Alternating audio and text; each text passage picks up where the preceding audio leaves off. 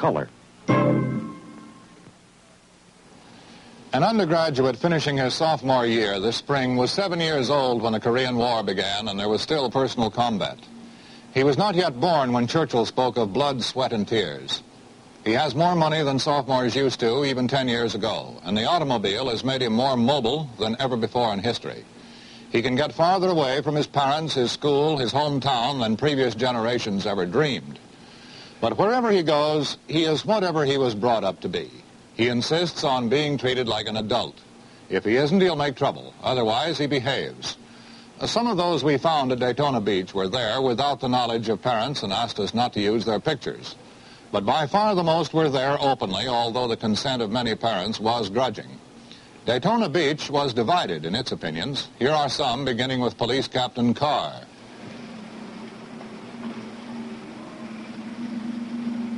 The students have been behaving themselves pretty well this year. We haven't had any whole lot of trouble out of any of the students.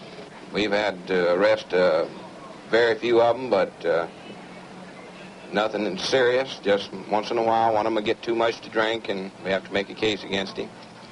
Speeding case now and then, but outside of that, we haven't had any trouble at all. Last year, the attitude was a little different, but apparently they've changed their attitude this year to one that they want to try to behave themselves and act like grown people, and we're going to go along with them. They're here for a fling and a good time, but they're still children. They are not adults emotionally, spiritually. Physically, yes, and that may pose one of the problems and dangers. I have a very great faith and confidence in the students. I think everything will just be splendid. I believe that some of these youngsters are completely undisciplined. The parents have, in a sense, abdicated their responsibility. And I think we're treating these students with a strictly common sense attitude. In other words, we're not giving them any leeway. At the same time, we're treating them as adults, which, frankly, they should be in their age and so forth. And what I see, I'm not pleased with. I would not want my son or daughter, nor would I want to be actively engaged in the activities that are going on. We have two young people, a boy and a girl, and we would certainly feel badly to think that other people's children couldn't come to Daytona Beach and enjoy this lovely place. And we wish them well, and we hope they'll enjoy it. These students are coming in on the tailwinds of a generation of people that have had little moral training. Oh, they're behaving themselves just like we did when we were their age. No difference at all. It's the same deal. It's very hard to believe what they say anymore when they come to the office to rent, with a group of perhaps 4 to 6. Before they leave, they have enlarged to 20 or 25 or as many as they can crowd into a building, and they're very irresponsible. As a group, the college students, I feel, are conducting themselves in a complimentary and a commendable manner. Certainly nothing to be ashamed of when they do return to their colleges. There's so much talk. It's almost like gossip that there are immoral things going on. I have not seen any of this. But in this community, there's a tremendous feeling among the people that the close association on an unchaperoned basis with the type of parties that have been held and that sort of thing is bad. And even though we will be the first to say there's going to be a few students that will get out of line, the majority of your college students, all they want to do is come and relax and shake off the tension of the final examinations and have a good time with just good, clean fun.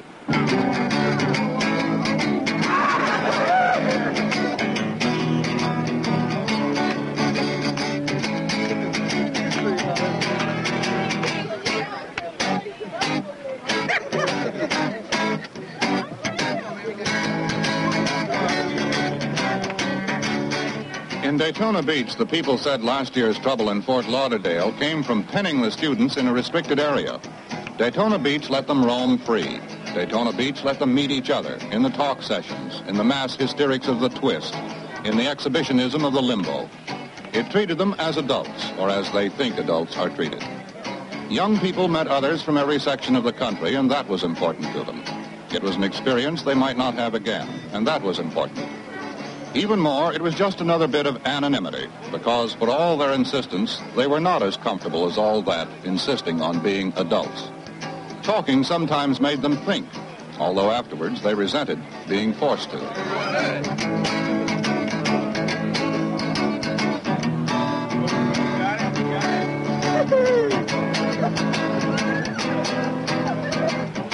Well, I think the personal reasons vary greatly, but I think the main reason why we're all here is, as I mentioned before, independence. I mean, at school, I don't care where you are. Certainly, the boys have no hours. You can stay out all night, but it's why. No, that's what the girls are in. Girls, even more so than the boys, are here for independence. Don't you think so? Yeah, I think because what we were talking about last night was if you're going to go out and get pregnant or do something terrible, you're going to do it anyway if you do it at home or if you do it anywhere. And here we have more freedom than we are any place else, and so it's just the thing that the kind of person you are. I mean, it doesn't matter where you are. So we come here to have fun and have a good time, and if you're going to be bad, you'll be bad anywhere. If you're going to be bad here, you'll be bad here. I think it's the basic desire for independence, though, because I don't care where you are, classes, be here, be there, be there. Everyone wants a basic independence. Everyone's trying to grow up, you see. I'm personally down here, well, I think it's the same difference with everyone, innermost or outward. I'm down here because more or less my parents and friends frown on. They don't say actually no, but I'm down here because you read in magazines how terrible the kids are down here and how they carry on down here, so more reason to come down, because it's something to say you're doing something bad, you know what I mean? Showing independence. It's a break from conformity. Pressures of society upon college students, I guess, you know, just the idea that we, all these things are imposed on us. I mean, we have to act in certain ways. People expect us to act one way. It's a good outlet. I was just going to say, you know, all the papers now, you see this, the world is on your shoulders now, everything's resting on you, and so I guess you feel that maybe you just want to get away from it. Maybe think here that maybe the world is resting on your shoulders, and you're resting on the shoulders of the world. So as soon as you say we can't, we're going to do it. Rebellion, don't say anything, we won't do it. Rebellion is growing up. Everyone is telling you, you've got to grow up now, and you've got to act like the grown-ups. Yeah, you're an adult now. You're an adult now, so act like us. Be mature. So we act like it. And I think that acting like a grown-up in part is conforming. You know, this idea of you're getting ready to do what everyone else is going to do after you graduate school, you know, and this is falling into the slot, you know, and becoming one of everyone else. But when you're in college, you're not really that way. Everyone knows that they're really a separate entity in society. But no, I don't think there are many people in society who really have that much respect for college students as such. I don't think they really know, if they didn't go to school, what it's like to get an education. Well, I think that all comes back to independence again.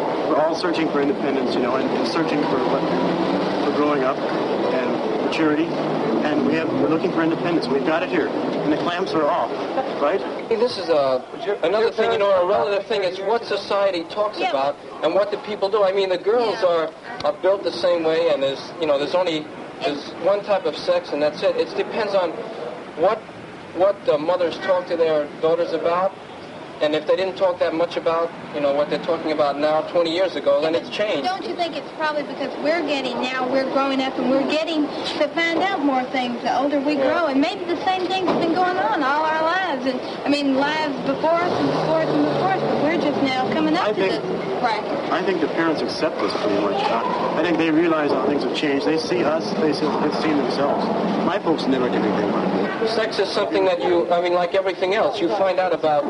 You have to find out about communism the way you do about sex. The way to find out about it is to read about it or see, you know, do as much as you can. I think our generation realized we're the first generation in history that could destroy the world ultimately. I mean, blow the world apart with the atom bombs.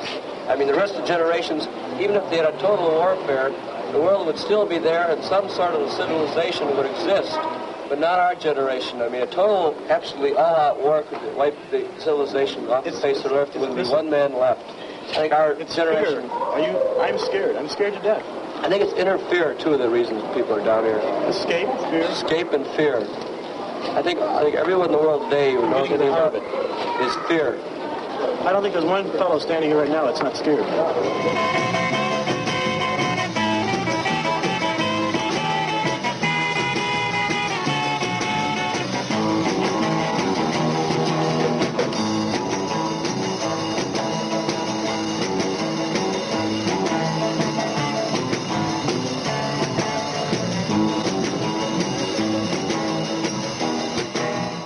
One boy on the beach said this: "I think our generation realizes that we're the first generation in history that could destroy the world ultimately.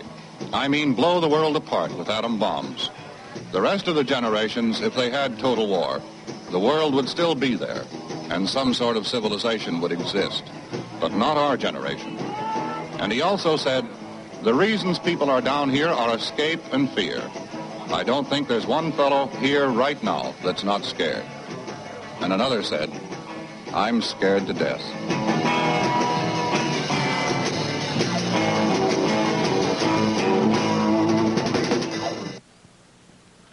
Our report continues in a minute after this message.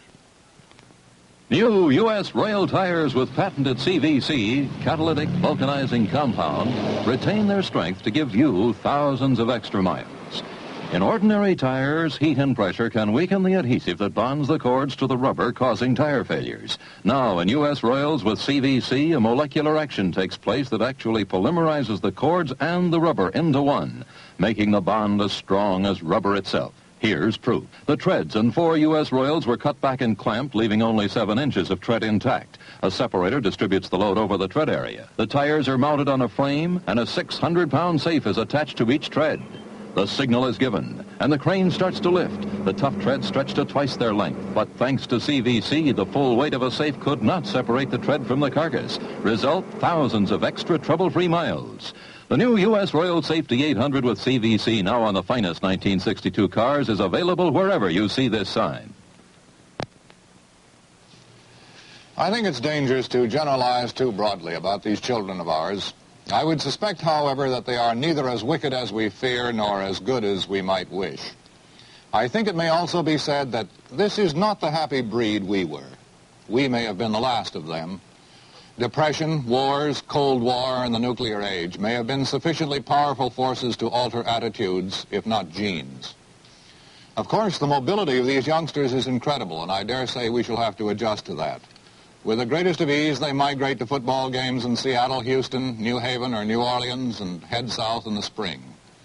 As our scientists bombard the moon and our astronauts prepare to invade it, these youngsters have acquired an inflated sense of geography. If the world were a happier place, it would be their oyster. And finally, did you see what I think I saw? A determined and almost fierce pursuit of fun, as though it were about to be outlawed or go out of style. Next week, some words about and other words by General Lucius Clay. Good night.